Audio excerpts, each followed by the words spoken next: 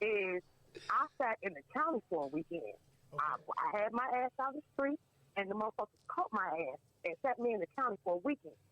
Now, that situation, it blew over well. You know what I'm saying? It turned out in my favor, but it made me wake up.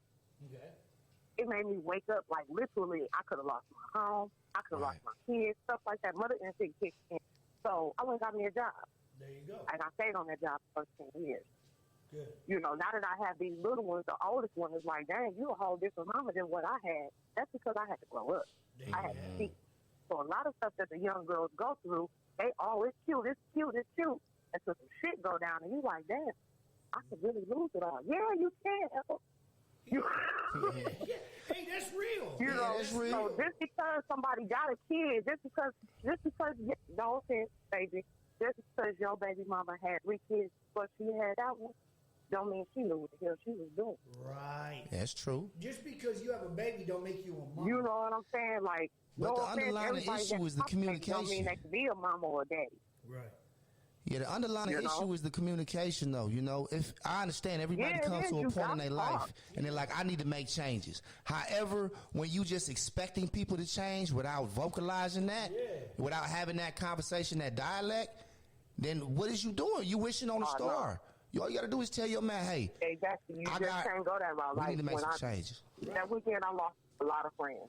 Yeah. I lost a lot of friends. You know what it And was? Is you grew up. My one main guy, who I used to really get down with, didn't even understand it. But I had to change for me. Yeah. You know what I'm saying? And with that communication, I did a lot of talking. I did a lot of talking. And the reason why I did that talking is because the stuff that I had built, I valued. And I, in some way, kind of wanted to keep it. You know what I'm saying? So there were a lot of them people that I dealt with back in the day, are still my friends. I can still call them and be like, hey, I'm down on my luck. Can you bring some food over here? Can you loan me a couple of dollars or something? Right. But that's because I had a sense enough to open my mouth and communicate with them what was going on, what I need to change And they about see the myself, journey you what I on. was going to have go in and out of my household. But that was the maturity of being in the county without a damn toilet seat. Right. Mm-hmm. Now, Mila, have you ever been in a relationship where you expected more out of a man than what they was capable of? And tell us about that, how you handle that as a woman, communicating that to a man. Yes. And the problem with that is the communication is hard, especially when the man already feels like he know what he's doing. Right. You got to let a man be a man, and you got to let him learn how he's going to learn. Like, I just did that with my last relationship. My baby daddy, the last 3 kids, he's 10 years younger than me. Yeah. And he's still growing. Yeah. And he's lucky to have a baby mama like me because I don't shoot him no shit. I'm letting him grow because everything that he's going through, I done did already. Yeah. Now, while we were together, I was trying to show him a better way of life, trying to show him how to have stuff, trying to build stuff. But a lot of times, the delivery don't be right, the situations don't be right, and if the communication is not right, the man will perceive it the wrong way, like, oh, you trying to mother me opposed to my... Say that again. Say that again. Mother you opposed to. Listen. Say it again. Yeah, ladies, if y'all listening, y'all can't be your man mama. He got one of them already.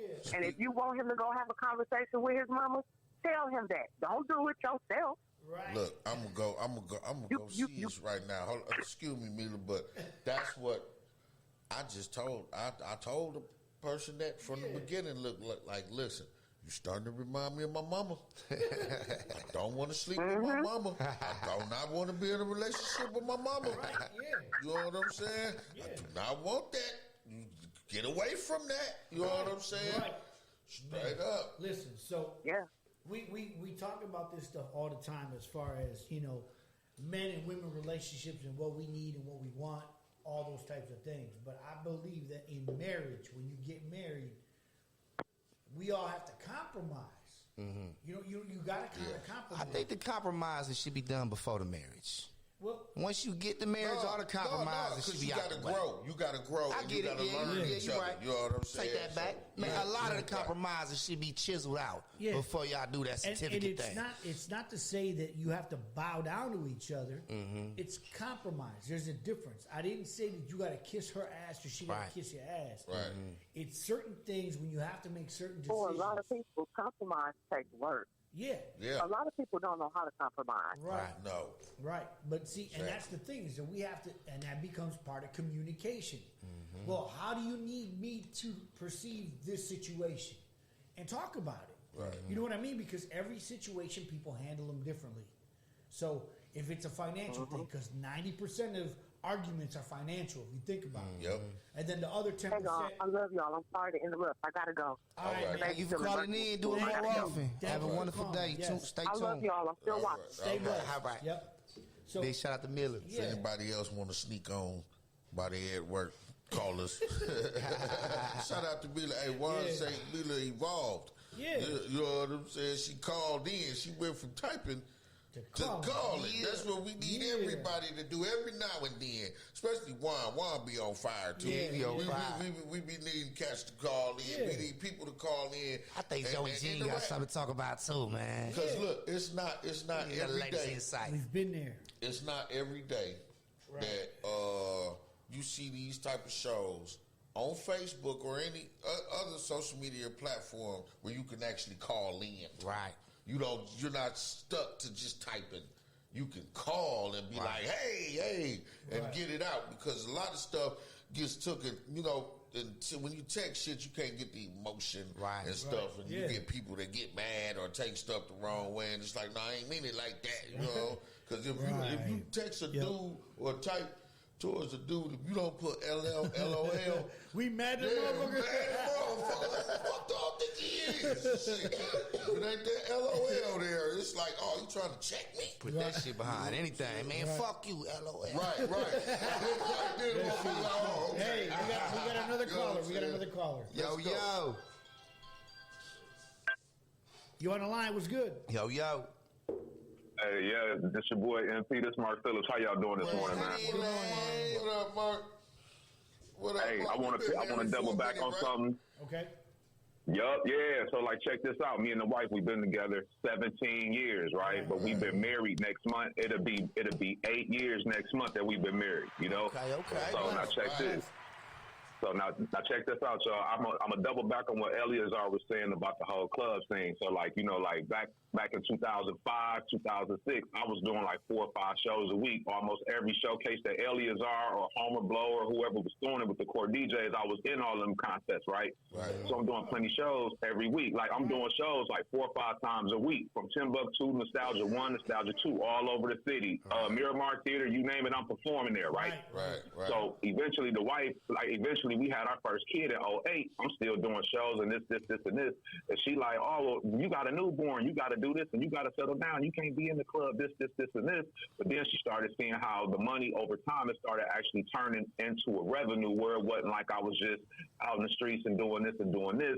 But then when she would come to the clubs and actually come to the shows, people would walk up and they'd be like, hey, Miss MP. And that's how they would address her. Like, they've been waiting to meet you because you ain't never been to the shows. Right. So then it was like when she saw how people was handling me and how they would handle her, when she would come to events, like lay out the red carpet treatment for her, treat her real good. And then she started seeing that the ladies wasn't all up under me like that and stuff like that. She started trusting me more. Right. And so I'm going to double back on something Burnham said, though. I'm going to double back on what Burnham said about how he was in the streets hustling. You know what I'm saying? I had to stop hustling, too, once I became a dad. Well, shortly before I became a dad, because, the longer me and the wife stayed together, she was telling me, you all out in the streets, you doing shows every night, this, and this, and you got pounds of this and pounds of that, and you doing this, and this. You know what I'm saying? She was like, I don't want to have no husband like that. You know what I'm saying? She broke it down to me just like that. Was like, so I had to compromise. If I wanted to keep her, I had to change my way of life. You see what I'm saying? Right. Okay. I had to put the bricks down. I had to put the shotguns down, put the bricks down, Was all that type of stuff. You know what I'm saying? Or a conversation? No, it wasn't. No, it was a real conversation, because she was like, it ain't that I don't love you. I'm not telling you what you got to do. I just don't want no husband like this, and this. But see, me being an intellect I knew it was certain stuff about her I didn't like her insecurity. I'm not going to marry nobody who insecure and don't want me to move and groove the way I need to move and groove. Mm-hmm. You see what I'm saying? Right. So it's like it had to be. It wasn't an ultimatum from either one of us. But after we got married, that's where we started growing differently. Because trust me, after you sign them papers, you locked into an actual contract. You see what I'm saying? Yeah. So the way that y'all communicate has got to be a whole lot different than, oh, you can get your shit and get out. Yeah. See, like that's baby mama, baby daddy stuff. Right. But see, when you married, you can't put me out of no house that I own. Right. Because my name on this too. Yeah. You see what I'm saying? That type of thing. You know what I'm saying? By law, you can't put me out of my own home. Right. And I'm owning it too. I'm 50% owner. And Wisconsin, exactly, Wisconsin is community property state. So with like baby mama and baby daddy, or pack your stuff, get out. I'm gonna throw your stuff in front of the house. And when you marry, just go sit your ass in the other room and calm down. Right. Yep. Exactly. Go sit your that type of thing. But see, like, and for it, like whether you baby mama, baby daddy, or whether you husband and wife, the three key things is communication, trust, and understanding. Right. If you don't know how to talk to somebody, you ain't gonna have no understanding. But with the understanding, that's where you build the trust. Yep. And you a lucky man to have a lady that's to have that conversation with you, man. Yeah. You a lucky man to have that. Hey, but you know something though? Hey, real talk. I can play drums as loud as I want to at 4 a.m. still. But Mark, let me say something real quick. Yeah. I'm gonna say something real quick, okay?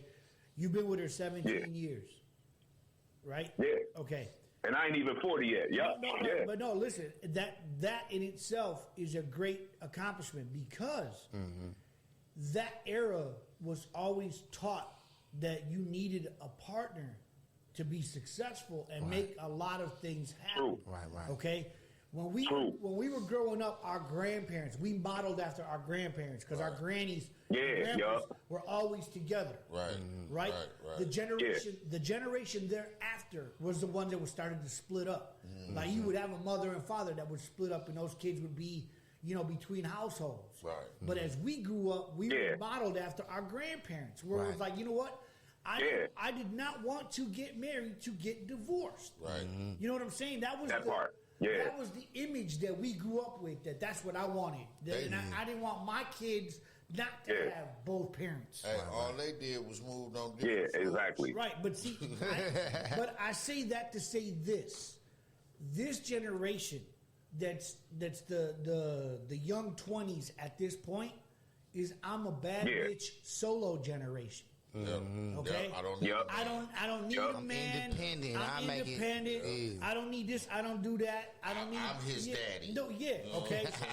But that's the generation we live in now. So these females are learning from social media. They're not learning from their parents. They get everything from memes. Parents and grandparents no more, Right. They get everything from memes. They talk in memes. Now, I got a question for all three. They talk in memes. Yeah, that's true. That's fucking real. That's 100% real. They talk in memes. Yeah. Hey, I got a question for all three of y'all, man. While I got you on the line too, Mark. Now, I know all three of y'all. Okay. You guys, everybody go out and they do business, and it's different type of business. You around people, let's just say like clubs, but it don't have to be. Right. You ever bring your lady along with you, and the way she's conducting herself is interfering with your business? Yes. Yeah. No, that has never happened to me. Lucky man, Mark, keep that woman happy. And I told her, it happened once. You would never come again. Straight up, it ain't been since. But see, now look, now I'm gonna say this though. Yep, I'm gonna say this. Okay, check this out, y'all. I'm gonna say this. I'm gonna use this as a real good example. You know how some dudes would be like, okay, and this is like we gonna speak from a baby mama, baby daddy standpoint, right? Say baby daddy be like, hey, baby mama, I need the car. I'm finna go to the studio. And it's a Friday night.